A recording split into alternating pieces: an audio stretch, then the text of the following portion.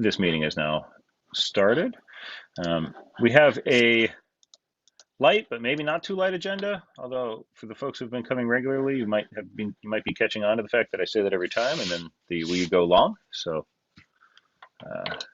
fake news, folks.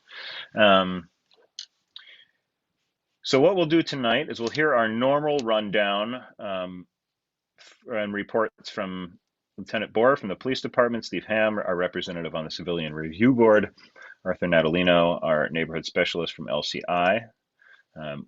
We're going to skip our aldermanic reports because they're all in chambers tonight. Again, those are written out, and I'm going to drop the link one more time in the chat. I wish the chat was persistent, but it's not. Then we'll hear a report from Karen King and Yale University. We will then move to an open portion of our meeting. During that, we'll hear two things. We'll hear from some CDBG grant application people. Many folks are here: LEAP, CoLab, City Seed, Downtown Evening Soup Kitchen, an update from Jasmine Glesby about a proposal to put a little free pantry into De Palma Court. And then we will wrap up our evening tonight with a report from Economic Development and a new project in the Strauss-Adler building parking lot. One sec while I admit a questionably long string of letters into this room. Just want to make sure that that's not, I did just put this on Facebook, so I'm being a little extra cautious when it comes to who I'm admitting at the moment. DIUAYSCXJIRXTL. It looks okay. All right, I'm going to hand it over to you, Lieutenant Bohr. Thank you, sir. Good evening. Ian, it is okay if I just take a minute and I just want to talk about Officer Gonzalez. We have a funeral tomorrow. I just wanted to talk about her briefly. Absolutely. Yes, please. Thank you. So the department, we've been making funeral arrangements for Officer Diane Gonzalez. If for anyone that didn't see the press release, her funeral is tomorrow at the Evergreen Cemetery on the Boulevard at 12:30. So I just want to talk about her, kind of honor her memory and discuss how she ended up passing away. So I never had the opportunity to work with Officer Gonzalez, but I hear great things about her. On September 9th, 2008, Officer Gonzalez and Sergeant Aponte were responding to a domestic violence call, a report that was a violent domestic violence incident in progress. While en route to the call, both officers, their vehicles collided at the intersection of Chapel and East Street, driving to the call. As a result of the accident, Sergeant Aponte was killed instantly in the crash. Responding medical units were able to save Officer Gonzalez, but she suffered a traumatic brain injury and she was in a coma from that date until January 10th, where she passed away from her injuries as a result of the accident. Officer Gonzalez, she served in the New Haven Police Department for 13 years at the time of the crash. She is survived by her 2 daughters and her son and grandchildren. I just wanted to talk about her briefly and thank her for her service in the city of New Haven and the sacrifice that she made responding to a call to help a New Haven citizen in need. So that was it. I just wanted to thank her and just remember her for that. Going into my crime stats, we actually had a pretty decent crime cycle this week. We do 2-week crime cycles. For the last 2 weeks, we had 2 burglaries, 3 stolen vehicles, and 1 vehicle break-in. So in general, burglaries over the last month, they're on the decline. My role in that is I've been following up with the business owners, patrol officers, and detectives in an attempt to reduce these. We had a bunch of DNA evidence came back from the state lab. So relating to 6 previous burglaries. So detectives are in the process of getting more warrants signed on that. Some of the business owners that I've been speaking with, understandably so, have been kind of frustrated with some of these burglaries in the past. Just to speak on behalf of that, nationwide, there's only about a 14% clearance rate for burglaries. And that's due to just a bunch of factors, with the fact that they have gloves on, masks on. A lot of the time, these incidents, the buildings aren't alarmed, so we don't find out about the incident until the following day. But typically, it's a 14% nationwide clearance rate. But we are going to be able to solve several of these that occurred over the last month or so. Vehicle break-ins, we only had one. There's not really much of a trend to that. I am working on, and I'll probably work with you, Ian, and some of the other people in this meeting, because I got a rear view, like a door hanger to put in vehicles to kind of say that there's nothing to steal inside this car. And there's some safety tips on the back of it to maybe help reduce some of these. I know Worcester residents have been upset with some car break-ins over there. So that was the idea behind getting that designed. But once I finish that this week, I'll get those distributed to whoever can help me out. We had 3 stolen vehicles. The trend with that, and I'm thinking of ideas to help with this, all 3 vehicles were left unlocked and running with the keys in the ignition. Those were the only 3 that we had stolen downtown. That's kind of an ongoing issue. But that's all I have. I'm going to keep it kind of brief. But with, the way the department staffing is and some of these crimes that we typically have downtown, I'm just trying to think of creative ways that we can try and prevent some of these incidents. So if anyone has any kind of ideas, I'm just recently just took a crime prevention class. So I'm just trying to think of some ways that, we can reduce some of this. But that's all I got for right now, Ian. If anyone has any questions or anything they want to talk to me about. Thank you, Lieutenant. Anybody would like to ask any questions, just please raise your hand, as Miriam has. Miriam, go ahead. Thank you. This is not, this is not like ranks up. This is not rank as high as my other complaints about noise and clubbing and motorcycles and the like. But one thing is, I know, especially like Sunday evenings, a lot of double parked cars. I guess people are going to do DoorDash, Grubhub, etc. But it seems like cars are double parked beyond, beyond the short spell of time to go in and grab a food order. It seems like people are double parking instead of parking, and it comes like an obstacle course to drive, on Temple Street, on Crown Street, certain times of day, because a lot of cars are double parked. It's like zigzag here and there. I'm wondering what the police is able to do about traffic enforcement in that respect. Yeah, so I mean that for it, a lot of streets downtown, parking is kind of like a constant nuisance. We definitely, we respond to any call. So if you are going to phone it in or make a complaint, obviously any officer is going to follow up with that. A lot of the times, if an officer is passing the area, it's a simple honk of the horn and tell them, hey, you got to move. If it's an Uber delivery driver, I'm open to any kind of solutions or suggestions. I know parking enforcement addresses the vast majority of those kinds of complaints, but it's definitely it's an ongoing issue. But I'm happy to follow up with any kind of suggestions as a permanent solution for that. Yeah, thanks, Miriam. Thanks, Lieutenant. I think it's a good point.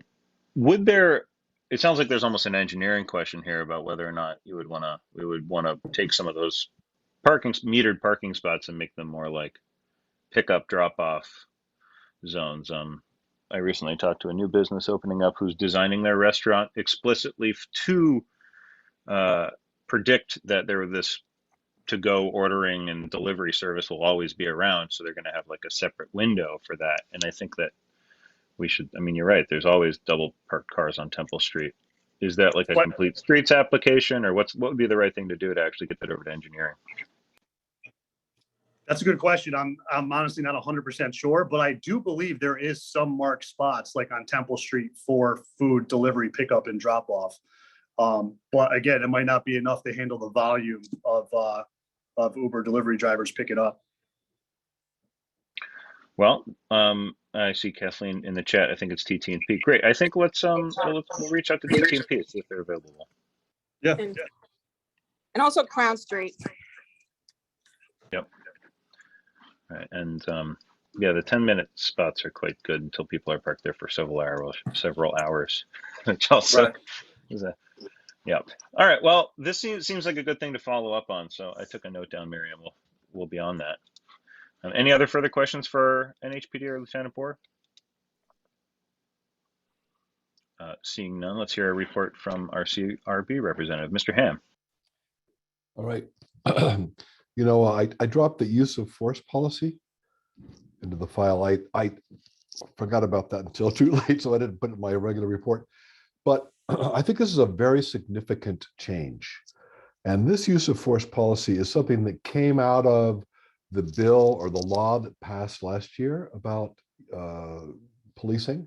And it was Gary Winfield was really the guy who was pushing this from the beginning. He didn't get all he wanted, but he got a lot of what he wanted. And this is one of the things. And so after the bill came out, all the police departments in the state had to kind of come up with a way of,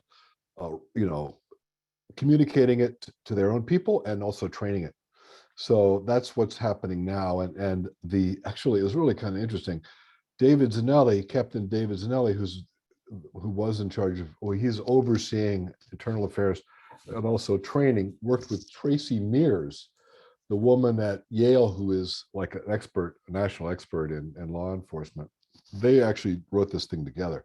So I thought that was pretty notable. And the key thing to me is that the way it's changed is the force used by an officer must be necessary for that particular situation, not just permitted in general.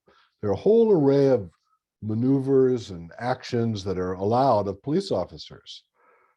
But it's until now, it's been kind of up to their discretion to which one to use and how forceful to be with it. Well, this one says it must be the minimum force necessary. And I believe actually that the CRB actually might have influenced this because we sent several recommendations from cases to the chief saying there were cases where officers punched civilians really quickly. I mean, like almost immediately in confrontations rather than de-escalating. And so we felt this is very important. I feel like the police department is responding, so I have to give kudos for that. And all of the officers are now being trained. This is a new standard, and people have to follow it. So that's great. Now, on the CRB itself, the board, I'm sorry that I have to say, a month ago, was it a month ago? Last meeting? Yeah. I said there have been some pretty good progress made, but unfortunately, it has really stalled. And that's for a variety of reasons. And I'm totally transparent about what goes on in the CRB and all this kind of stuff. So just briefly, the chairman canceled the December meeting without consulting with anybody, any other members. And then when people went to him asking for him to rescind that, he simply refused to do it and would tolerate no discussion, unfortunately. So we lost basically 2 months of work, and we were already behind. The other major thing that happened is one of our subcommittees is investigating the domestic violence case that ended with a firefighter committing suicide. Very serious case. You may have seen it went to the Board of Police Commissioners. The chief originally asked for 6 months penalty on one of the officers involved, but ultimately the Board of Police Commissioners took it down to 16 days, and they gave their reasons. You can read the articles. The CRB, in parallel with the police commission, had a subcommittee looking at this case because we felt that that one officer was being punished very severely, and there were other people who seemed like they might have been, should be corrected or disciplined in some way, but they were not. So we started an investigation to go deeper on it. And unfortunately, we've run into a wall there of the Corp Counsel telling us that they wouldn't let our investigators see all of the files. And then further, that because it was a case that was referred by the chief rather than a complaint from civilians, we actually had no oversight of the case. Their interpretation is that the Civilian Review Board only reviews civilian complaints. And I I've read the ordinance, man. That's not the way I interpret it, and that's not the way other members of the board interpret it. But we have not been able to engage with the Corp Counsel's office to address this and other legal issues, and that has held us up. The last two things I'll mention is there are two other subcommittees that are investigating cases, and in both cases we wanted to interview the complainants or others involved, and we've asked the consultant to the board to line up those interviews, and nothing has happened. So we've got a variety of different kinds of things that are stalling us, and I can tell you this board member is frustrated. So I can hear that, and thank you for bringing that here into the public. I think people need to hear that. Are there any questions for Steve, Mr. Ham, about that? About anything else CRB is doing? Tony.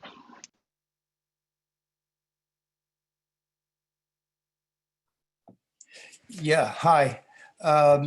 Steve, at our last e-board meeting, we were talking about evidence that gets submitted to the board. And it came to our attention that the police will not release evidence until, quote, the investigation is finished.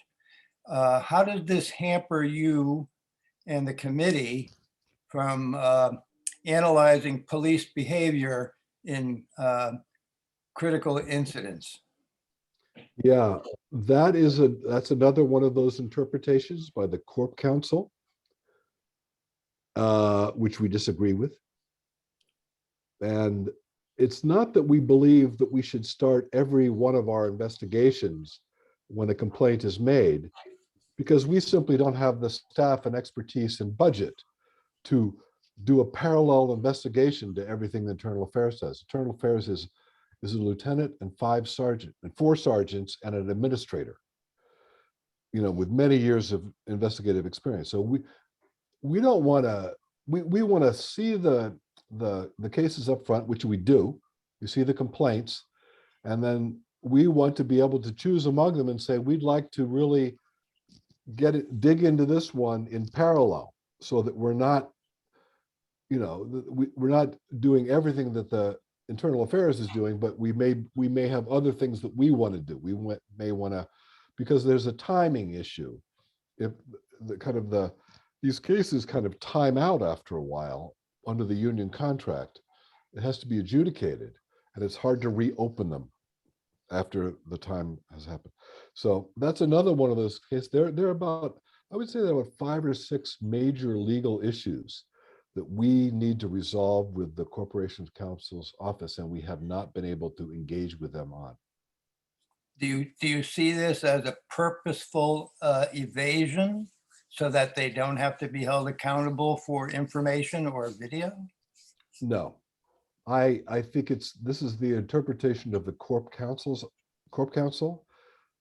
Whether the police asked for it or not, I don't know, but when we see a case file, I mean, sometimes these case files are this thick, plus 11 body cam videos, hours and hours and hours. We see more evidence than we can, we have access to more evidence than we could practically look at. But what we want to do is be able to ask questions. If we spot a problem where we don't believe the police investigation has asked the right question or pressed hard enough, we want to be able to do that either, and if those situations are developing early, we want to do it early.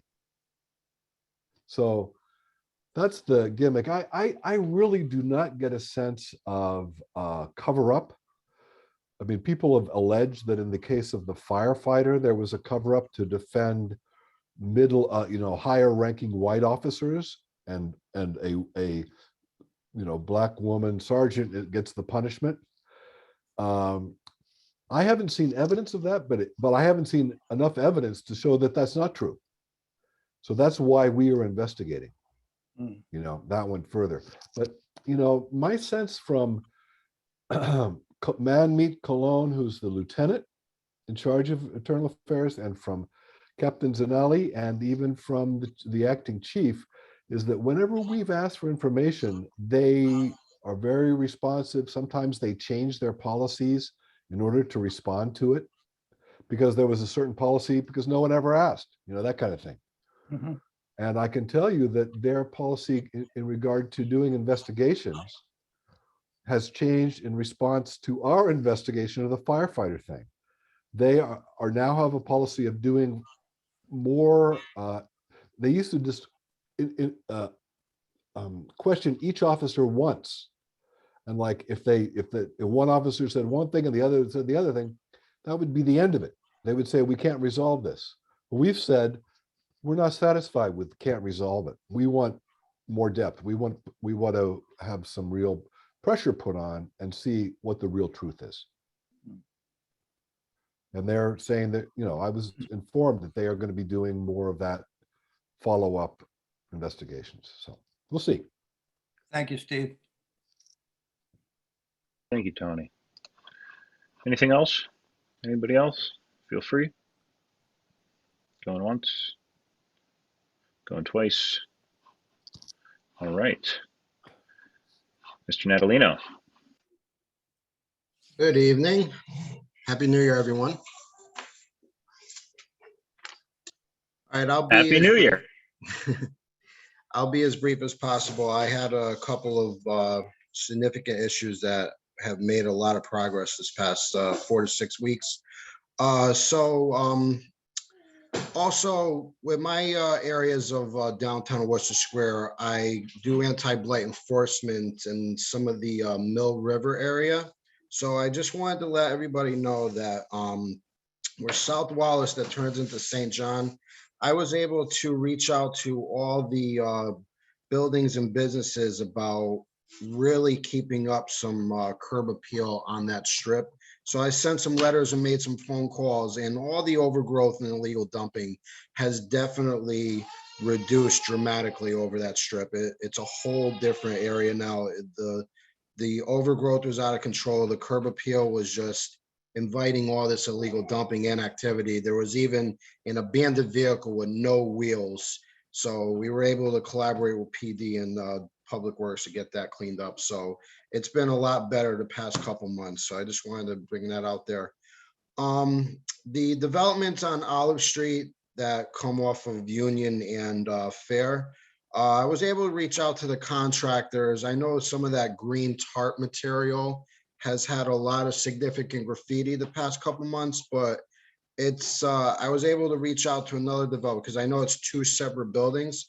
So ever since then, it hasn't been tagged. In the other area, I actually contacted them 3 weeks ago, and they were able to address all that. So I'm going to continue to monitor that, but so far it's been pretty good. So the contractors are very responsive, great guys, and I built a good relationship with them. Grand Avenue graffiti, I know it tends to be an ongoing battle, but we are winning it. I know there's a lot of see-click fix issues that have been coming up, especially the past 6 to 8 weeks. I've reached out to businesses and everybody's been compliant. I just have a couple areas here and there, like a bridge on the other side. So we have it on our radar with some of the issues that we could take care of. The thing is, we want to make sure that some of the areas are on a day where it's warm, because we can't remove over graffiti when it's 8 degrees. I'm sure everybody can understand that. But all the see-click fix issues that have been reported, majority of them have been addressed. Even the other areas that haven't been reported on see-click fix, I've been reaching out to business owners, and they've been very compliant. So we are on top of that. I noticed that the areas of Walnut and East, there's been a lot of illegal dumping and bulk trash and bin issues over there. So I left a couple door knockers and made some great progress in that strip over there, especially where it turns. I contacted a couple of management companies just to make them aware of the issues. So I'll continue to keep that on my radar. I had a couple of properties on Elm near Broadway area. I had to send an order to a building. There was significant graffiti issues and a lot of trash issues. It was literally probably like 25 bags of trash. They were responsive.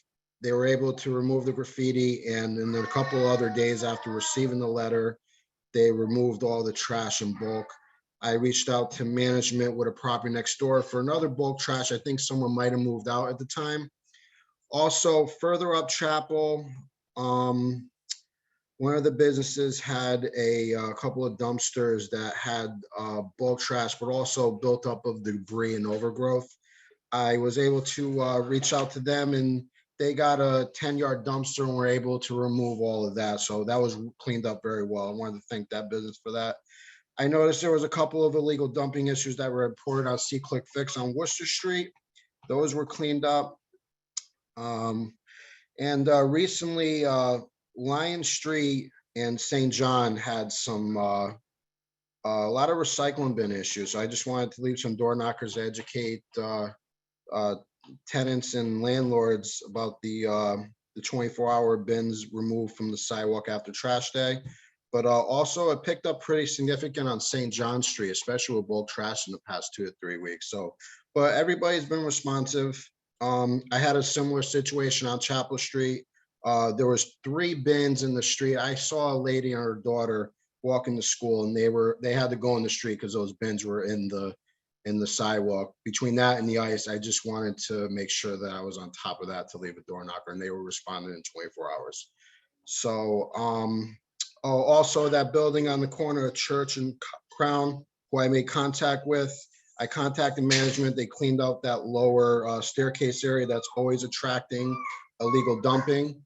They reached out and cleaned that out this weekend, and I re-inspected that, and it's been good for now. I will stay on top of that.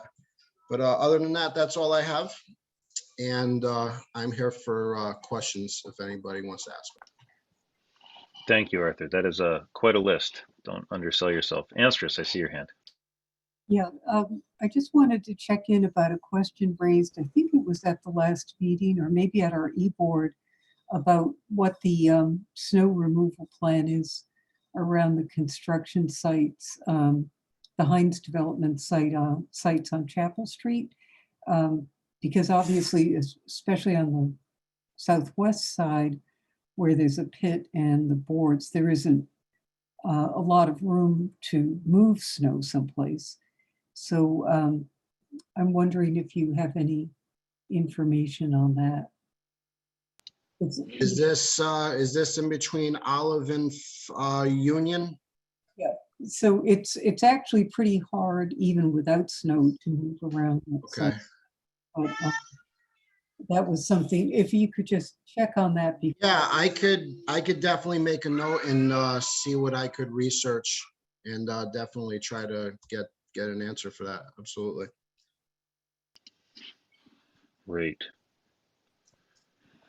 Anybody else? Well, I will just say that it continues to be, put some stuff on C-Click Fix, and really, really quickly, it will get taken care of. Mr. Natalino has really just been amazing at being on top of that. So thank you so much. Thank you, Ann. I appreciate it. Absolutely. All right, so next up, I'm going to try to combine all of our Alder reports into one very brief message from me, because a couple of these have requests.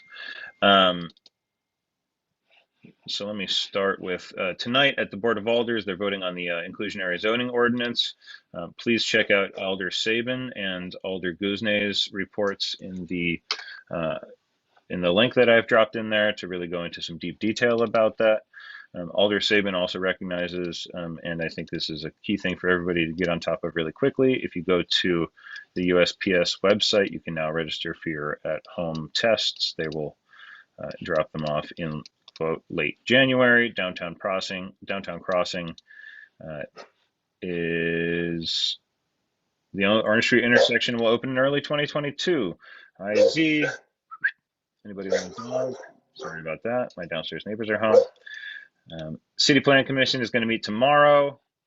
At 6, they will hear a report from PMC Property Group. Please stay tuned for the rest of this meeting to hear a presentation from the developers there.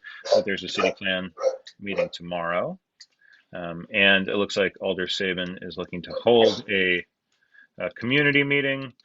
We're talking to him as well about making sure that there is a community meeting that the management team and the management team development committee can also be a part of. Apologies. So that's from Alder Sabin, and Alder covers everything from Alder Sabin and Alder Guzne. The only thing I would add from Alder Kupo is one, there is a report that I encourage you to read from the Historic Worcester Square survey about traffic calming. There is a meeting on the 20th via Zoom. The link is in her report, which is in the Google Drive. And then probably most notable, it's been in the press, 203 Wallace Street.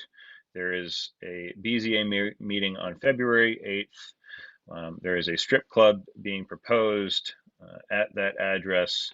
This is the owner of the old Scores property on Hamilton Street, which experienced quite a bit of crime, and it's towards the end of its run over there. Residents have been very opposed to it, and Alder Kupo is working on a organizing program to make sure that a bunch of people show up to that meeting to make sure their voices are heard. I remember the last BZA meeting where the first time that project went before the BZA, no one from the community showed up to voice any opposition, and I remember the BZA commissioner saying, well, no one's here saying it's not a good thing, so we're going to approve it. And it actually now, the BZA was sued by another resident who actually went through a series of court cases and won, and now they are reapplying to the BZA for that special exception now. It was a variance before. So more to come there. We'll try to send out an email quickly after this meeting with that rundown, but please take a look and make sure you know what's going on there. Sorry, that was a mouthful. It was a bit of an information dump. Anybody want to ask any questions there? I'll try to answer.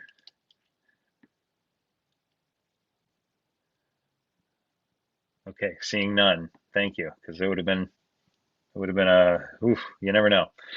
Ms. King, is there anything that Yale would like to contribute tonight? Yes, a couple things. Thank you. Hi, everyone. I'm Karen King. I work in the Office of New Haven Affairs at Yale University. A few things. One is the university's keynote address in honor of Reverend Dr. Martin Luther King Jr. will take place next Wednesday at 6:30 p.m. The keynote speaker is Majora Carter. She's going to be speaking about her new book, Reclaim Your Community, among other things. I don't have a Zoom link yet, so I will encourage you to share your email address with me so I can get that Zoom link out to you as soon as that has been created. I'm going to also share the COVID-19 website. You can visit that on a daily basis for updated information about our COVID planning, COVID protocols, COVID numbers, or our testing and result numbers as well. You may have seen students coming back to campus over the past few days. The semester has been pushed back. So this week, students are able to use this for makeup exams, which are going to be administered virtually. The spring semester starts on January 25th. And for that week or so, classes will be taught virtually, and then in-person classes will resume on February 7th. That information, among other updates, is posted on the COVID-19 website. So I'll post that in the chat. And looking forward, our office, as you may know, hosts a community breakfast every month. It's held on the first Thursday of the month. And each month we feature a speaker who is a member of, who is a Yale staff, student, or faculty person. They speak about their areas of expertise, or they highlight resources that are available to members of the general public. So next month, Dr. Saad Omer, who's the director of the Yale Institute for Global Health, will be joining us. He will be talking about COVID. He did a COVID talk last year, and he was very, he explained everything in layperson's terms and answered all questions. So he will be providing us with an update, and he'll be available to answer questions as well. That is going to be virtual, as we have been doing throughout the pandemic. I send that link out to our mailing list. So if you'd like to get on our mailing list, please make sure you send me your email address. I'm going to put my contact information in the chat so that you can share your contact info with me if you'd like to get on our list. And that is it. Thank you, Ms. Dan. King. Any questions for Ms. King or the entirety of Yale University? Oh, you got lucky tonight. Good. That would have been tough. All right, so now we're moving to our next portion of our meeting, where before we continue on with the agenda, I just want to take a quick pause and ask for anybody with any issues. We are now in an open forum. I'll try to hold this open for a couple minutes, and then we'll move into a thing. What's going on out there in the world? I see Miriam. Yeah, you know what I'm going to talk about. I know you said the health department can't come until next month, but the Ren rollout has been a little rocky with, closing up shop, canceling appointments where they didn't cancel appointments, diverting the resources to the drive-through site, leaving downtown, closed with no signage up. I went to Ren once for testing. It took 4 days to get the results. And then it was just the process, and then they stopped answering the phone like the first week they launched. I guess they were overloaded. They stopped answering the phone. It just wasn't, it wasn't a great rollout. I mean, like when they closed up shop, there was no sign up from the city of New Haven, the health department, or Ren saying, hi, we're closed till next week. It just felt not so smooth. I just wish, I'm happy Yale New Haven testing is getting a little bit, more available again, but I just felt the Ren rollout was a little bit rocky. I would agree with that. And I heard that from a bunch of neighbors. Have you noticed that it is better recently? Well, I think I haven't been tested there, but I think they're restricting it to residents. So I think that's helpful. But I still, 2 weeks ago, there was still some guy who had an appointment at 5:20 and they closed long before that. And he had some appointment at 5:20. There were still some random people showing up, like as of 2 weeks ago, like coming, later in the evening, and then not wondering why it's closed. So I think there still needs to be better signage when they're done with their test for the day. Like if they have to cancel an appointment, let the people know who have an appointment. Now they don't do appointments anymore though, but also put a sign up if they're closed today saying, hi, we're closed today, come back, whatever, just a basic sign on the trailer. I can appreciate that. Yeah, my downstairs neighbors went to go get a test there and they were in the same thing. They had an appointment, they showed up, they were closed, they didn't know what was going on, but then they took a picture and put it on Twitter. And next thing you know, the news was calling them. They were like, hey, do you want to be on the news talking about this? And I was like, I don't really want to be, but if you can be, if you want. I think they said no, but I spoke there to you go. Fox 61 and they found out that they found out the first time it closed that the Sergeant Drive site got so overwhelmed with cars that they diverted the resources from downtown and brought them to Sergeant Drive so that they could handle that site with crowd control. And then they closed up the new downtown site. Rick Fontana came, around 1:30 to tell people, but then there was no sign up from the city or Ren saying, hi, we're closed till next week, we're sorry. And people's appointments were not getting canceled, And I remember telling a poor guy, you can go to New Britain and go to Beacon Pharmacy to get a test. That's how bad it was, We keep an eye on them. I spoke to my elder, I spoke to Roland Lamar's office, but we keep an eye on them and make sure like they're, getting, becoming, getting a little more organized and efficient and streamlined. Well, I share your concern. And there's also a part of me that hopes I hope we don't ever get too good at this, right? Like I hope this thing goes past us before we're absolutely streamlined, excellent at this. But I do think we should be providing the best care possible. So I will, again, reach out to the health department and make sure that we have an opportunity to get your answers or get your questions answered. Right. Also, like, what happens if you test positive? If I do an at-home test, I test positive. I want to know, like, what do I do? How do I get help? Like, if I don't need to go to the hospital, that's great. But like, what do I do at home? How do I get medicine? Like things like that. I would like a kind of a game plan. Like if you're positive and you don't need to go to the ER, but what can you do at home to get medications? You hear all the new medicines that are out there. Like, what do you do next? I would love, kind of a primer. Well, I can only offer you some advice there, which is there is a document in the drive which I uploaded today from the health department that has a quick rundown on how and when to use an at-home test and what happens after you test positive. It does not go quite into the level of detail that you're asking for. And I do agree with Kathleen Krolak's comment. The health department site is very good on that.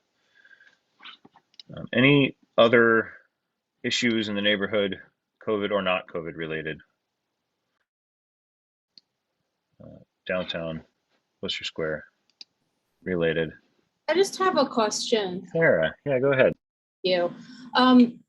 I am very pro sex worker, and so I just wanted to know, like, because I moved away from New Haven for a little while. I did live on East Street until 2009, so I probably wasn't around during the crime problems. I just, like, is the fear, people aren't afraid of who's going to be working there? Is the issue just that it brought a lot of crime to the neighborhood? Oh, I see what you're saying around the potential club. Yeah. Yes, correct. No, it's in the current. All right, yeah. So let's feel free to let's have a very, let's say until 6:50, a conversation about 203 Wallace Street.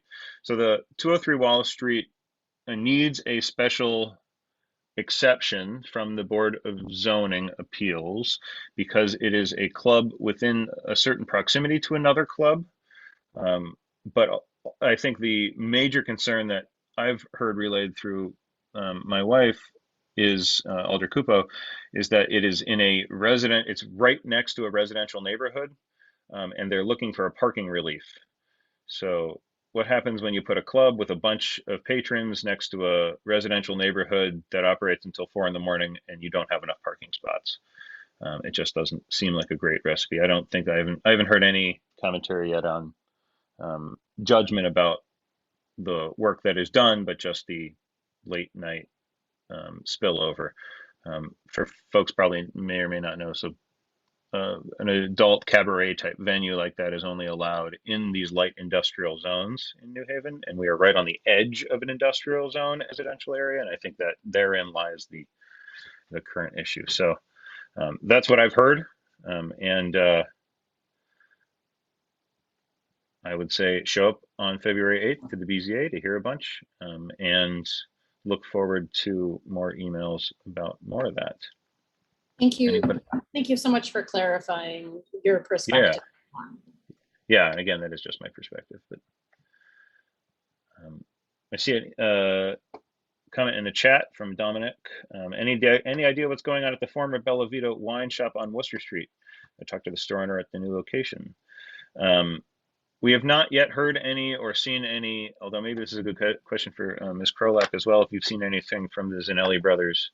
I know that the Zanelli brothers bought the garages and the old Bella Vita liquor store building, which right underneath the arch.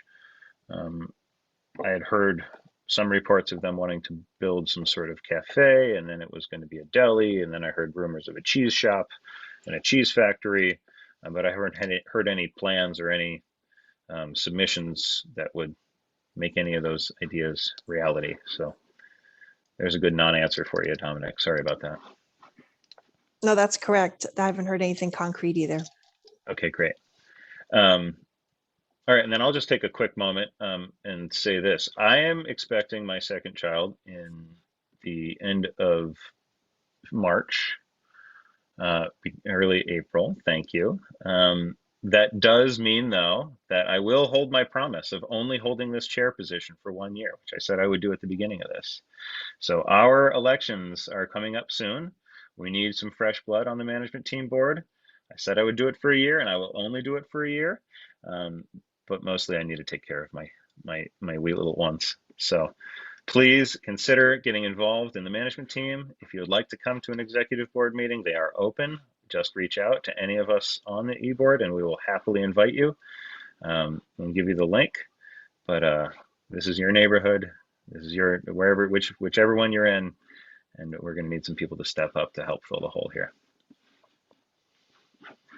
So don't worry, I'm not going anywhere. I'll still be very involved, but I just can't run all the meetings. All right, next up, let us go. Let's hear some CDBG grant applications and letters of support things. All right, so what we're going to do here is we're going to hear from 4 presenters, Leap, CoLab, City Seed, and the Downtown Evening Soup Kitchen. If Steve is here, I don't know if I see him. And then I think as long as we don't hear any dissension, we'll take one vote on the whole package. So, Leap, are you ready to present? Sure. Hi, everybody. I'll start off and then I'm going to transfer it over to our grant manager, Odette Wang, who's also on the Zoom call. Hi, everyone. My name is Wodelise Bermudez, and I'm the Deputy Director of Development and Communications at LEAP. And we have applied for the Community Development Block Grant this year. We have not in previous years, but we are at a point in LEAP, specifically at our 31 Jefferson Main Street location, where we need some much needed public improvements. And that is going to be for our gym, also our dance studio area. The floors have been needing replacement for a significant amount of time now, as well as renovations of our kitchen that still need to be completed. And the actual building itself, I'm not sure if folks realize, but the actual building in 31 Jefferson is owned by the city of New Haven, and we lease it out. And we've had a long-term lease, and with that lease, LEAP has always, as part of the contract, would assume any responsibility in terms of repairs. So applying for the Community Development Block Grant is a way for us to be able to have some significant improvements, renovations that are definitely needed. And just for your reference, anytime it rains, we get lots of puddles in certain areas of our dance studio and other locations. And so it's a necessity. And I'll turn it over to Odette. Yeah, so just to provide some additional details and context, for those of you who aren't familiar with LEAP, we're an education and youth development nonprofit, and our central office is located at the Rosalind Milstein Meyer Community Center in Worcester Square. We were founded in 1992, and we've occupied this building, which is over 100 years old, since 1998. We serve approximately 1,000 young people ages 7 to 24 across the city of New Haven. And that number is growing this year because LEAP has taken on a new role managing the newly built Q House in Dixwell. And to give a sense of our demographics, the children and families that we serve are about 99% eligible for free and reduced price lunch, and over 95% Black and or Latinx. So the amount that we are requesting from the CDBG public improvements category is $100,000. And as Wodelise mentioned, this would be to undertake some necessary repairs to our community center. We are the oldest continuously operating youth center in the country. In terms of the building itself, it's one of the oldest continually operating youth centers in the country. And it includes 6 classrooms, a full gymnasium, a 20-yard swimming pool, one of the only indoor swimming pools open to the community, a computer learning center, a dance studio, a teaching kitchen, an art room, and also a recreation field and community garden outside. It also houses the permanent offices and cubicles for all of our staff who provide direct services to children, and also raise funds and oversee finances and manage the facility. And as Wodelise mentioned, we're expanding this year. So in addition to the 1,000 youth we currently serve, we're planning on serving an additional 200 to 400 young people this year. And that means that more people are going to be using our community center space in the near future. And given COVID, we thought that this would be a really timely opportunity to undertake these necessary repairs. So we estimate the project is going to cost around $180,000 total, and we've secured about $75,000 of that already in Neighborhood Assistance Act funding. That's helped us make some HVAC improvements already to our system, and that happened during COVID to improve circulation, to make the building safer for young people. But in order to do the rest of the repairs, it's really necessary that we seek a large source of funding such as this one. And some of the areas like our dance studio and gym, rain and snow render them unusable during and after the bad weather. In terms of our kitchen, some of the appliances, stovetops don't work, and the space is quite small to be used as a teaching kitchen. We're really hoping to grow that aspect of our programming in the future. And so, yeah, we believe that these repairs are the minimum repairs for our building to return to full functionality, and we really appreciate your time and hope you'll consider our proposal. And I just want to say a quick hello. My name is Rachel Klein-Brown, and I'm the Director of Development and Communications at LEAP. And we just, I wanted to just let you know that we appreciate being in the neighborhood, how supportive people have been in the neighborhood. Normally during non-COVID times, we have a really big Halloween event where kids will trick or treat around Lion Street and the other streets surrounding LEAP. And residents give out candy that we provide them with and are just really welcoming and warm. And we use, the parks in the area, and we've just always felt like, it's a supportive environment for the kids and for the counselors. And so, we appreciate just having been there for a long time. This would be another step to making it a better place for the young people at LEAP. Thank you all so much for both the work that you do and taking the time out of your evening to come present tonight. We will take one vote at the end, but I got my lifeguard certificate at the LEAP building in 2003, and I was like, oh, there's a pool down here. Who knew? It's pretty cool. So next up, unless there's any questions for LEAP, sorry, I don't want to roll over that. Maybe how to enroll your kid. I'll ask that offline. Miriam, I see a quick question. Yeah, what about this? I never knew there was a pool that was open to the community. Can you tell us more about that? Yes, so LEAP has a swim program. We serve young people in LEAP's program, and then we also have evening classes. During non-COVID times, our building and pool is actually has limited capacity right now because of COVID, but in non-COVID times, we offer subsidized swim lessons for anyone in the community, that's youth and adults. So I think the rate was like $80 for like several weeks of lessons. And we are updating our website on when that's open again to the public, but yeah, not currently. Just classes, not like, can you not just swimming like laps? It's just you got to be in a class. Yes, I think right now we have not opened our pool for lap swimming. More to come after COVID, I hope. Same thing with the pool at Conti West. All right. CoLab, our previous chair, Caroline. Hey, Ian. Hey, everybody. First, just a note on LEAP. Thank you all for the work that you do. I have played basketball a couple times in your gym, and it's just really hard to find an indoor gym to play. And so just thank you for the work that you do, and specifically the gym that you provide, because it's excellent. Yeah, it's really special to be here tonight. I was, as Ian said, formerly part of the Downtown Worcester Square e-board, so it's just really wonderful to see so many familiar faces, and yeah, just exciting to be here. As Ian said, my name is Caroline. I'm one of the co-founders of CoLab, and I'm just honored to be here and excited to share more about our programs and some of the progress that we've made so far. For those that may not know, CoLab is an organization that supports individuals in using entrepreneurship to build wealth for themselves and their families, create local jobs, and really just support their communities as community leaders. And we really focus on supporting people of color and women and immigrant entrepreneurs, and have been doing this work since around 2017. And this past year, we're really proud to say that our community of graduates officially hit over 5 million in collective revenue generated and over 2 million in funding raised, which is really exciting. That's dollars that become paychecks, food on the table, gifts during holidays, and just value that essentially stays here in New Haven. So we're so proud of our community of graduates. Some of you may know, thinking about a few that are in the neighborhood, Havenly on Temple Street across from Bowtie Cinema is one of our graduates, Vegan Ahava on Court Street, as well as their food truck location on College Street.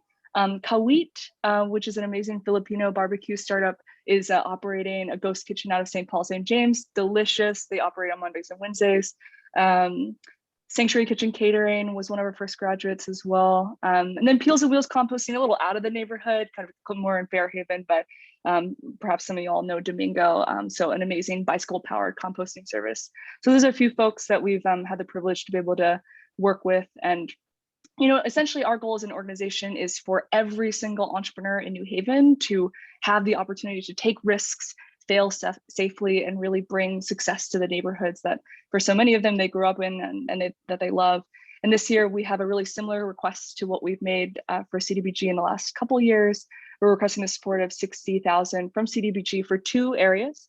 One, services for program accessibility for entrepreneurs. We provide a lot of wraparound services for our programs to make sure they're accessible. Things like Zoom access for virtual programming, office hours for one-on-one support before the program, childcare, interpretation and translation services so that every entrepreneur can be successful while they're working with us. And then 2, staff support for entrepreneurship program training and coaching. We take a really high touch approach to the work we do. Entrepreneurship is tricky, it's a challenging journey. And so we take a really coaching based approach. Our 2 amazing venture managers, of course, they run really amazing workshops and they connect our entrepreneurs to pro bono support, but they also really do one-on-one weekly coaching for the entrepreneurs that are in our accelerator program, which is where the real kind of hands-on and kind of special emotional support really happens. And then lastly, outside of CDBG, just we'd love your support in spreading the word. We say a lot that we're built off a foundation of relationships, of people who spread the word, who trust the work that we do, and refer folks over to us and let entrepreneurs that they know or people who have an inkling of an idea, let them know that Collab exists and is a place that can be a welcome front door for them. And so definitely spread the word. We love your all support, and I'll throw our website and our most recent impact report in the chat. Thank you so much, Caroline. Any questions for Collab, not collab, which I like to say, but it is wrong. No, all right, seeing none. City Seed, Frankie, are you here? I see ya.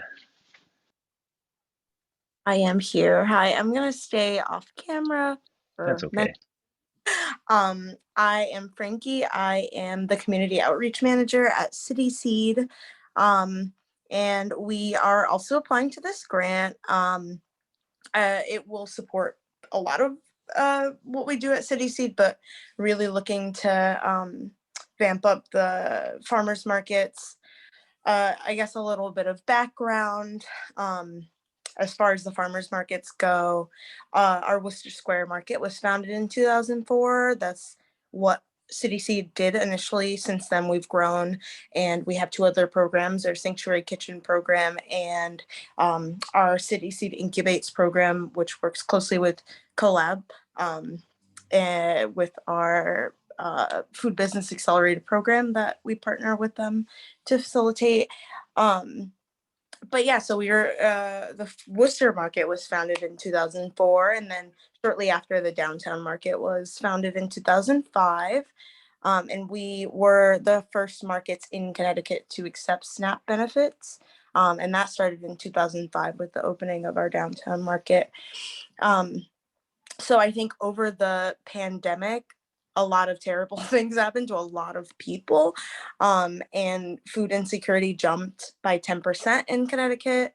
And our response was sort of to change our market so that we could still serve the community and still provide access to fresh, healthy food. And we were able to remove the cap. For a while, we had a cap on doubling SNAP benefits. We double EBT at our markets. And we were able to remove that cap. It used to be up to $10. So if someone came to the market with $10 in EBT, they would get $20 to spend, or 10 extra dollars to spend, $20 total. But we were able to remove that cap to help support families who receive those benefits. And we saw more than a 50% increase in SNAP redemption at our markets last year, which really demonstrated the need for those benefits. And that's something we definitely need funding sources to continue to do that. And we definitely cannot go backwards, cannot go back to having a cap. So applying for this grant will definitely help to support that. The farmers markets not only help to improve access to fresh, healthy fruits and vegetables, but also increase access to markets, and access to a place to vend for local farmers and local businesses. And let's see what else. I think the markets also serve as a great community gathering place, which right now, not sure. we're kind of avoiding the whole gathering thing, but I think in general, especially when it's nice out, just providing that place for communities to gather, and also a place for other nonprofits to have community tables at our market. And yeah, so the public service grant will really just help us and give us the critical resources that we need to strengthen our network of farmers markets. I know more recently, the downtown market has seen a little bit of a decline, and a lot of our farmers market nutrition, the senior farmers market nutrition checks are redeemed at the downtown market. That's where, it's right near the bus stations. And so I think that has been really important to seniors in New Haven who receive checks in the summer. And yeah, and just, yeah. I feel like my speech isn't as great as everyone else's, but No, Frankie, it was great. Thank you. The farmers market's wonderful and we love it. And we love you. Thanks for being here. Any questions about the farmers markets? They're great. Go buy some vegetables. They're good for you. yes, we are open at Conte Saturdays 10 to 1, indoors right now because it's so cold. It is cold. All right, do we have anybody here from the Downtown Evening Soup Kitchen tonight?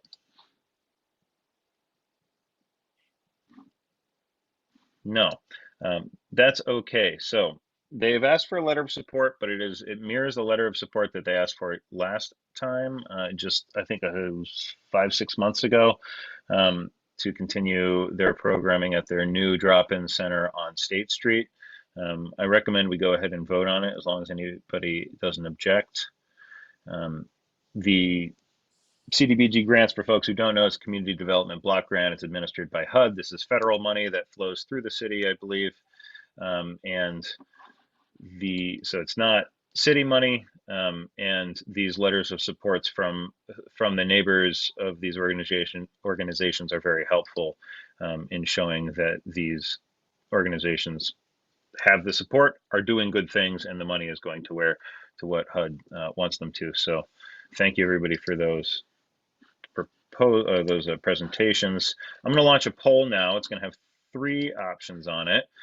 Before anybody checks anything off, let's see if you guys can read and follow instructions. It'll be a test for me too.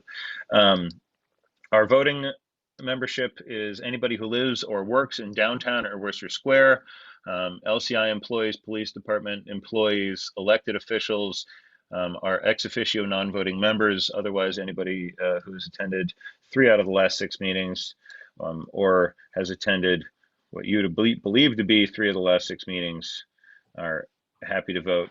This whole COVID attendance thing has thrown a real wrench and all that. There are 3 options here: yes, no, abstain, and please vote for projects one by one. If I get a single vote in the please vote for projects one by one, we will break this out and we will go project by project, but otherwise commence voting.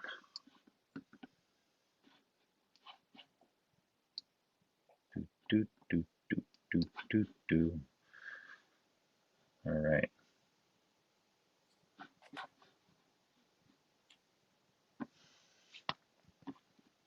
All right, well, I'm going to end the poll because we have got, I'm going to share this. Somebody has asked for us to vote for these one by one, so we will. All right, so we're no longer going to do this. We're going to do this now do this by a voice vote. So all in favor of those, actually, sorry, let me do this appropriately. Do I have a motion on the floor to approve a letter of support for LEAP?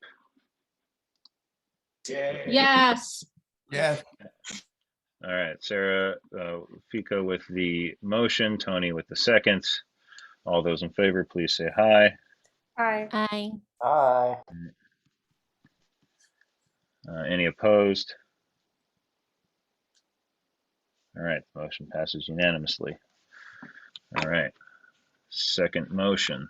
Do I have a motion on the floor to approve a letter of support for Collab? I see Sarah clapping. Is that a motion?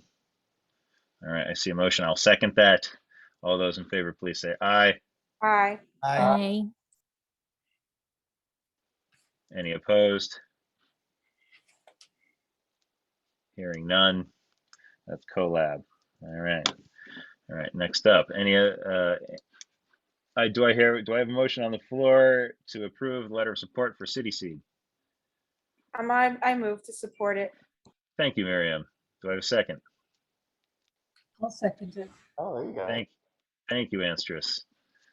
Had I been doing Robert's rules correctly, I would ask for discussion. I'm sorry. Is there any discussion? Seeing none. All right. All those in favor? Aye. Aye.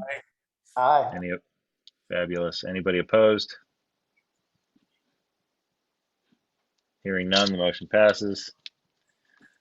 All right. And finally, do I have a motion on the floor to approve a letter of support for Downtown Evening Soup Kitchen? I'll make that motion. Thank you, Tony. Do I have a second? Yes, I'll second. Thank you, Anstrus. All those in favor, or I'm sorry, any discussion? Seeing no discussion, all those in favor? Aye. Aye. Any opposed? Seeing none, all of those pass unanimously. Thank you very much for testing my Robert's Rules skills. We got there at the end. All right.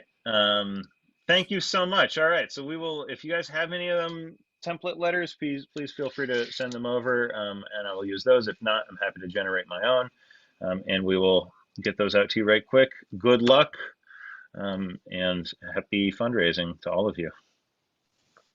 Thank you. Thanks for showing up. All right, next we're going to hear a brief update from. so much.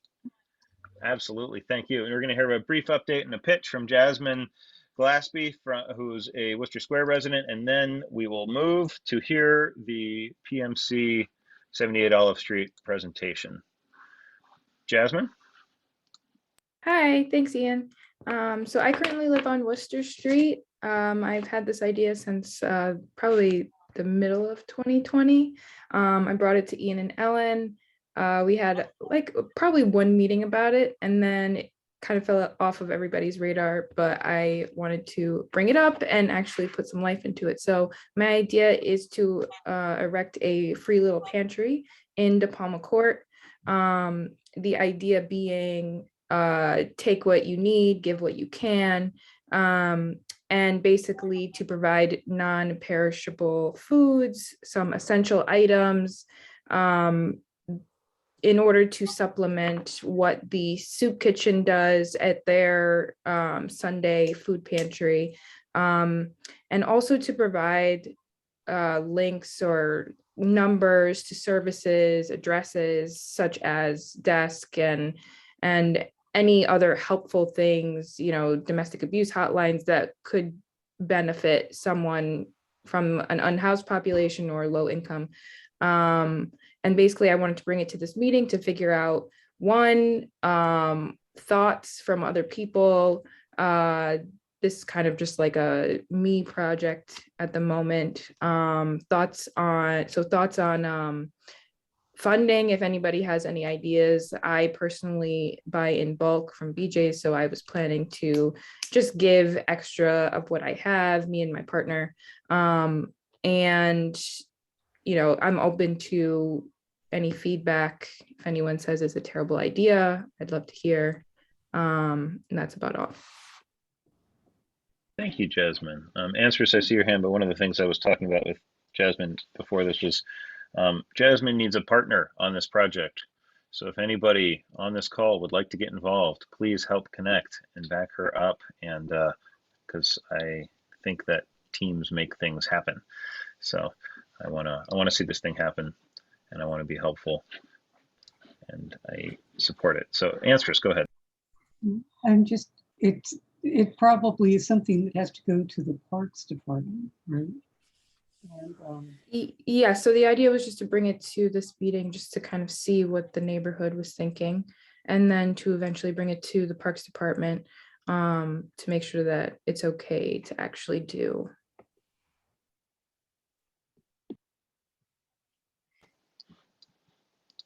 Yes, so I've started to see these around. You can see there's one at Varick now. It actually has refrigerators. It's quite impressive. It's like 3 refrigerators and a bunch of dry storage. I know there's one on in the Sojourn Market on Edgewood, and I don't know the cross street, but over in the Edgewood area, there's a nice little just a little wooden box of necessities that people need. I think in a time like this is important. So what we'll do is we'll include Jasmine's contact info. Dominic, great, I see a hand. I was buying time there. Dominic, go ahead. Hi there. Hi, Jasmine. This is a great idea. Have you spoken to anyone who's running these other pantries that Ian listed throughout the city? And do you think it would also be a good idea to talk to Loaves and Fishes? Because obviously they give out a lot of food on a weekly basis and also on a daily basis. Yeah, so that was one idea that was brought to me. So I am going to reach out to them. I just wanted to make sure that I spoke to the community first before I really got things going.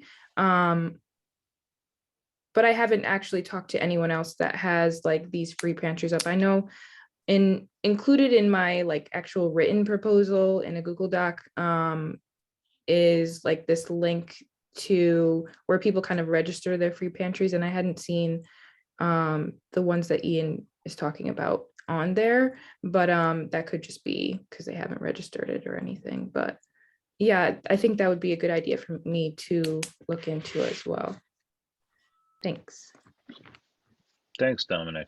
If I don't see any others, what I'll do here, Jasmine, is you and I can connect. We'll make sure that we have a good blurb and a pitch about this. We'll email it out, and then I'll bug some people too, because I know there's some people on this call that want to help, but don't. Yeah, so I can leave my email address in the chat in case anybody wants to reach out if they have any other thoughts or ideas that they didn't want to share. And yeah, I'd be happy to talk. Like the little library for food. Sorry, Answers, can you say that again? This is somewhat like the little library on Academy Street for food. Correct. Correct. Yes. So it just kind of, you know, you've seen them about, and I've had times where I've given, you know, I've had extra like granola bars that I have that I take for work, or I once made like this diaper cake and I had like a ton of diapers left over that I was like, this could really go to somebody that actually needs it.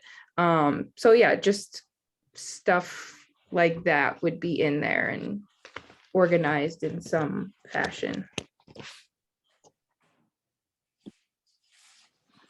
I think this is great. I got your back and making sure that people know about this and you get connected. So look forward to that in the emails, on the Facebooks, and if I start calling you, this might be why. All right, any other questions or thoughts about anything going on before we turn the rest of the meeting over to development at 78 Olive Street and then close out? All right, thank you. Seeing none, I will hand this over to Kathleen and the team from PMC. Thank you. Hi, thank you.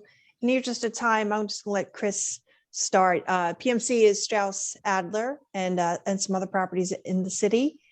And Chris can introduce the team and the project. Thank you. Thank you. Good evening, everybody. My name is Chris McKeon. I'm an attorney in New Haven. My office is at 900 Chapel Street, Chapel Square. We're on the 11th floor there. I have been representing PMC Property Group since they started investing in New Haven back in 2000. Their first project downtown, many of you may remember, was actually the purchase of the Palace Theater and the RKO building downtown. Since then, they've gone on to do the projects at Chapel Square, where my office is, their project on 38 Crown Street, the Strauss Adler building, obviously, to name a few. With me tonight is my colleague and collaborator, Marjorie Shansky, who many of you may know, a land use attorney who lives in Fairhaven. Marjorie and I have worked together on numerous projects for PMC and others. And we're working together on this particular project. There are some representatives from PMC here as well. I think they normally and typically attend the CMT meetings. We have Frank Lutz, who's a regional manager for PMC, and the local property manager, Jeannie Morey, is on as well. So I was talking to Marjorie earlier today and was realizing that we had last been before this group on February 18th of 2020. And the first thing that came to mind was, wow, what a different world it was back then. We, at that time, you may recall, were introducing to you the building that PMC obtained approvals for at 232 State Street, across Crown Street from Cafe 9, in what is now a parking lot and what is adjacent to their existing 38 Crown Street project. That project is scheduled to break ground very soon. Obviously, like everything else, the plans to develop that site were complicated by what we've all endured the last 2 years. So similar to that building at 232 State Street, PMC has begun the process to develop the section of the 78 Olive Street site that fronts on Chapel Street. So the 78 Olive Street site obviously has frontage on Olive Street, Court Street, and a parking lot directly across from Firestone on Chapel Street.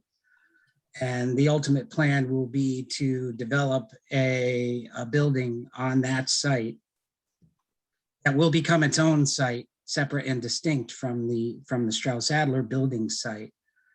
And the difference between this project and the 232 State Street project is that although it had been discussed and planned going back to 2014, that the Strauss Adler site, and for that matter, the Firestone site, would be changed from the BA zone to the BD1 zone, that was never done.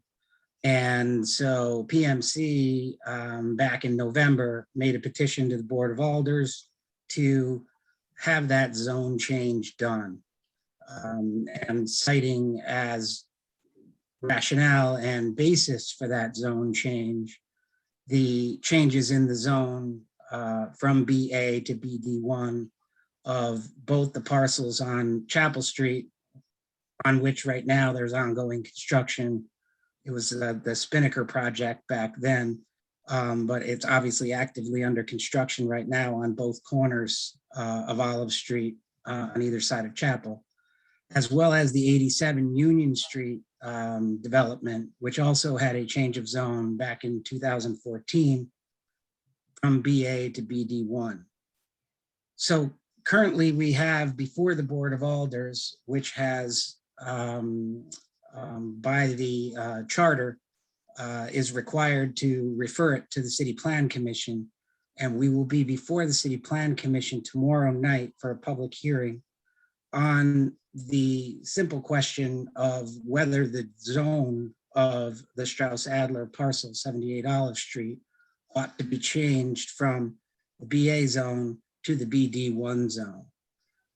We think that the petition for zone change is really, quite frankly, simple and straightforward, given that the prior zone changes that have already been approved really kind of leapfrogged over the Strauss-Adler parcel. And in fact, the city plan staff reports that were done in conjunction with those prior zone changes back in 2014 actually call out the Strauss-Adler parcel and the Firestone parcel as also being candidates for the change from BA to BD1. Now, what does that mean? Obviously, the BD1 zone allows for more density in housing. In fact, that's one of the purposes of the BD1 zone, is to have more dense living in downtown and areas near downtown, which is precisely what's underway based on the two significant construction projects which are ongoing. So tomorrow night we have the public hearing. The city plan, the City Plan Commission, we are hoping will make a favorable recommendation back to the Board of Alders. I believe the matter then needs to go to the Legislation Committee of the Board of Alders for their recommendation to the full board. And ultimately, the Board of Alders will vote on whether the zone ought to be changed or not. So again, we think that process is simple and straightforward and really ought to be approved by the Board of Alders. But unless and until that's done, the development that's on the drawing board for PMC, and for which I've shared some information, albeit preliminary, with the CMT, it doesn't happen, it doesn't get built unless the zone change occurs. So that is step one to the process. Again, that is the only application that is pending and filed right now, that petition for zone change. We have a team put together. We have SLR as our site engineer, who's done a bunch of projects in New Haven. They have lots of capability in lots of different areas. They are putting together the site plan, landscaping plan, utility plans, traffic analysis. We have a group of architects out of South Carolina who are the same architects that designed the building at 232 State Street, which is another reason I brought that up to start. I did earlier in the meeting send to Ian preliminary floor plans and elevations for that building. And it is similar to the 232 State Street building in that it is a building on a podium to maintain some ground level surface parking. The building lobby and some mechanical areas, fire control rooms, and office and a large community lobby would be on the first floor, but the floors with dwelling units would begin on the second floor. There are 12 units per floor, 11 floors with those 12 units on them. The 12th floor has a very large fitness room, community room, and there are 4 units on that as well. And the plans are also preliminarily calling for rooftop amenity as well. Again, I have to caution that the plans, both the site plan and the architectural floor plans and elevations, are preliminary at this point because, as I said, we are working our way through the zone change process. We are still in design and planning with our team. In fact, we have a team discussion on Thursday. We we also are actively engaged in discussions with the Steve Fontana and Kathleen Krolak and Mike Piscatelli, the economic development folks at the city, as well as Alder Sabin, about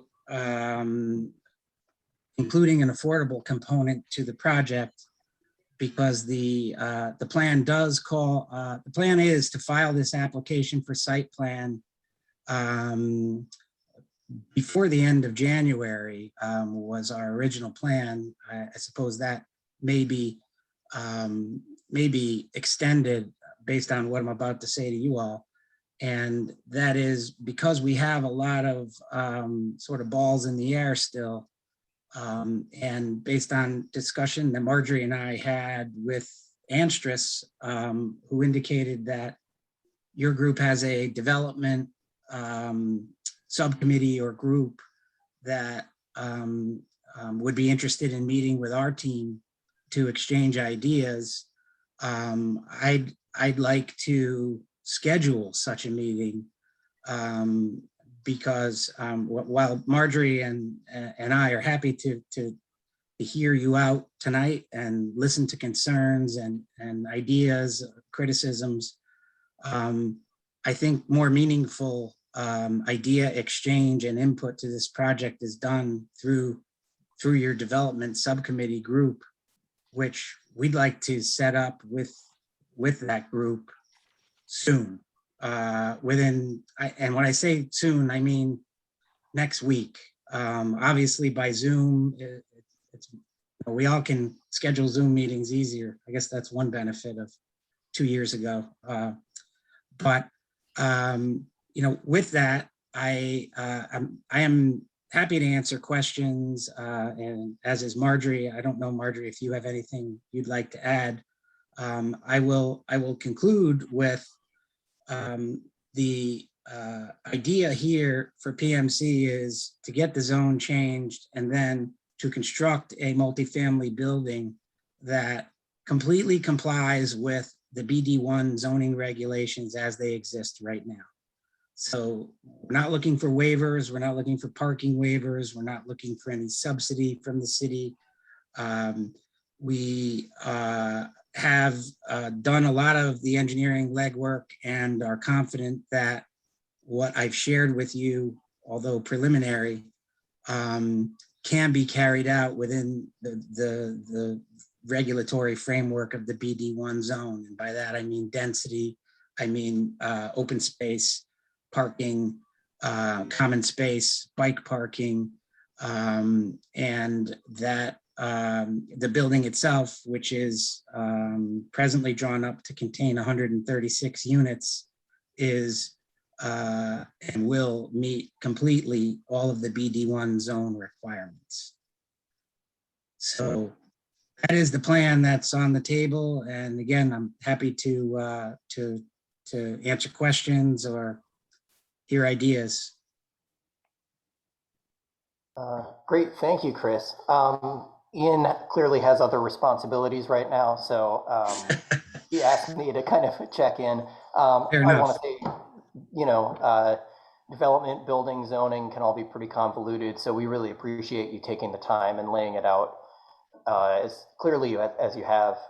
But for those of us who are lay people, there may be some questions. So if anybody has a question, go ahead and raise your hand. And seems like there's plenty of people here to answer them.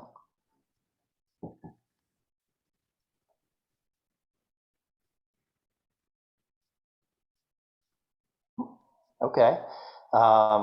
Seems like there are no questions. So sounds like you did a pretty, oh, Tony, go ahead.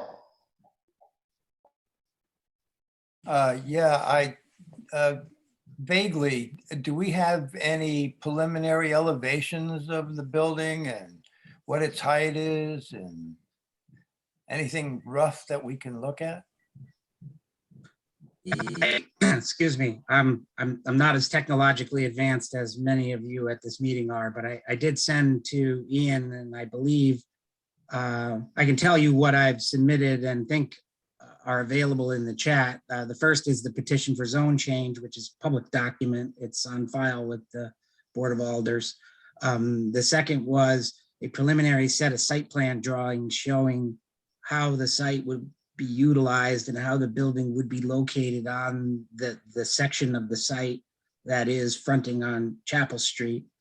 And just earlier this evening, I sent a set of drawings from our architecture firm, which shows floor plans and building elevations. So. All right, thank you. There you go.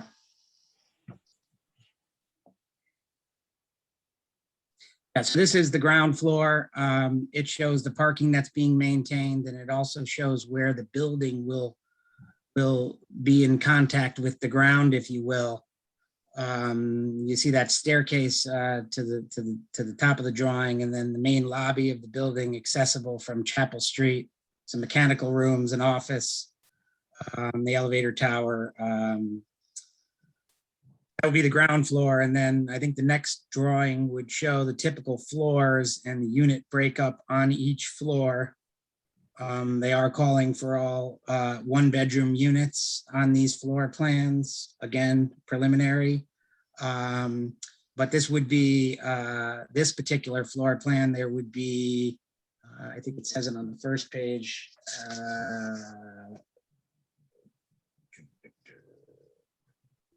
I think it's 11 floors of, yeah, there's 4 units on level 13, but the and on the next page doesn't 12, start until yeah, it the looks like second 12 units per typical level, 4 units on 13. Sorry, Right, so you'll have some toddler help here. Exactly. Yeah, there's 11 floors with 12 units on it, and then the 13th floor has these 4 units. You see the large fitness area, which the window of which, you know, looks out over to the city. You can see that in the building elevations that we'll get to.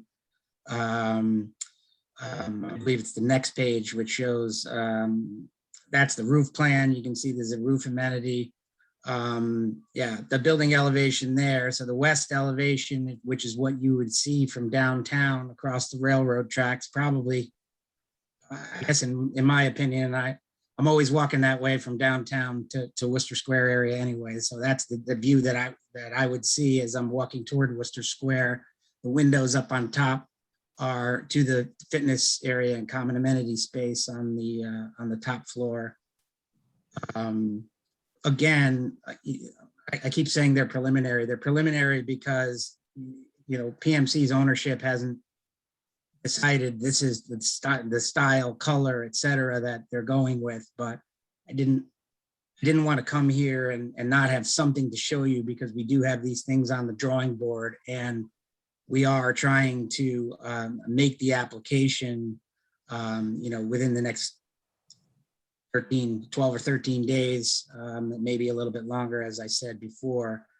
But again, I guess I have a question, if I'm able to ask a question, and that is, who is there actually a formal development subcommittee, or is that a group that you all would form to sit down and maybe collect ideas and input from the neighborhood and then sit down with us? Because at that meeting, I'd like to not just have Marjorie and I at it. I'd like to have, you know, the people who have the answers and can determine whether certain things can be implemented. And by that, I mean the architects and the people at SLR, which covers a lot of different things. I know they have the mobility and transportation people over there that are great. I know they're involved in our project, the landscaping people, utility and stormwater people. I'd like to have them all available so that any, you know, concrete concerns that you and your subcommittee could gather can be heard and meaningfully reacted to. That's our hope. Right. Astrid, did you want to speak to that? Is that why you raised your hand? Yes, either me or Aaron Good, who has been the longtime moderator of it. he's here on the call. So Aaron, if you want to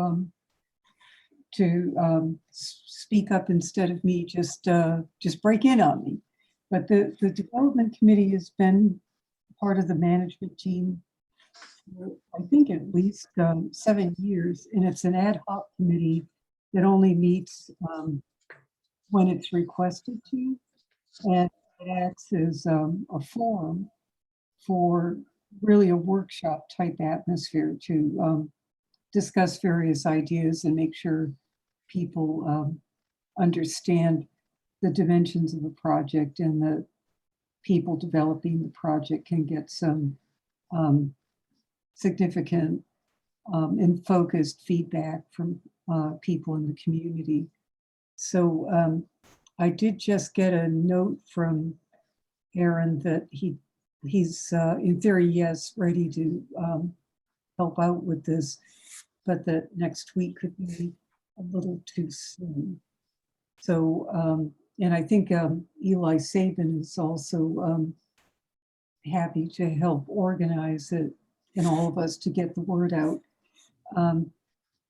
It would be good, and I think it would work out to, we have many partners and in fact members of this management team that also work with the New Haven Safe Streets group. And I think some of the questions or discussion about this project that might end up being most relevant are things about streets, pathways, all this kind of thing. So I think that the expertise that's built into that very good community group could help out a lot here. So that's what the development committee is. Aaron, do you have anything to add to that? Yeah, hi, everybody. Yeah, I'm sorry, I'm monitoring another Zoom, but I think it would work best if maybe if Alder Sabin can schedule something with the PMC team, and the management team will certainly help to spread the word about that, and we'll get the usual folks who come to our development subcommittee up. But I think it might work better if one of the alders wants to help coordinate. I can actually take that on, because we as Kathleen knows, through her office and Steve Fontana, we are in discussions with Alder Sabin. So, and we've coordinated a number of calls and discussions already. So I'll add this one to the list and coordinate through him to get your development group to be in some meaningful contact with our design team, and that way we can meaningfully react to your input. Not sure what more I can offer you at this point. Again, I wish I was at the point where we had definitive plans and answers and can say, you know, this is what we're running with, and we're ready to file our application. We're not quite there yet, but frankly, whether our site plan application is filed or not, my office is in New Haven, Marjorie's is in New Haven. I don't ever not return calls or respond to people who have inquiries. So I hope that anybody who had concerns and had an idea of a way to address a concern would share it with us one way or the other. Yeah. That's wonderful to hear, Chris. Thank you. I see Tony still has his hand up. Tony, do you have another question or statement? Yes, well, I'd just like to make a point here. From what I've just seen and what they've said, they propose a building that is twice as tall as any of the surrounding buildings, whether old or the ones under construction right now. This is a significant change for our side of the railroad tracks. And it seems to be pushing things a bit. And I was just wanting to make that point so that everybody understood that there's a large spatial issue here. The existing building, or not the new buildings that are being put up on Olive Street have turned everything into a canyon. And anything that's twice as tall as those buildings will make it even more so. So just a spatial consideration. Thank you. Great, thank you, Tony. Laura? Hi, I just had a quick question, and I'm sorry if I missed this, but is the building an addition to the existing building that's there at the lot, or is it a separate building, the plan? It's a separate freestanding building.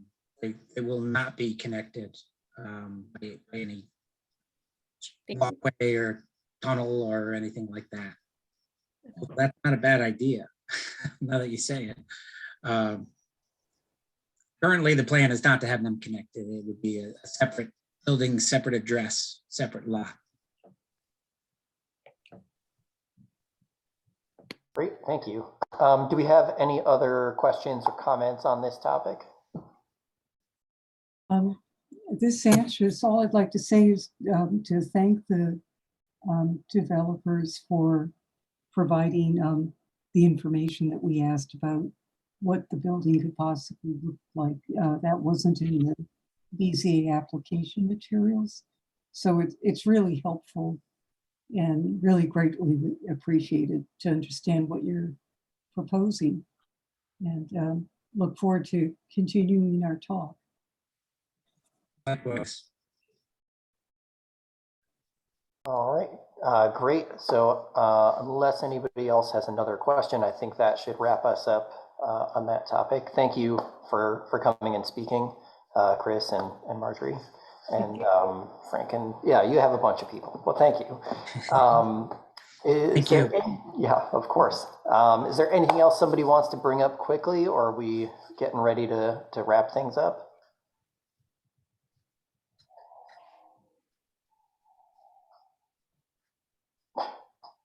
Okay, it seems like we're getting ready to finish up the meeting.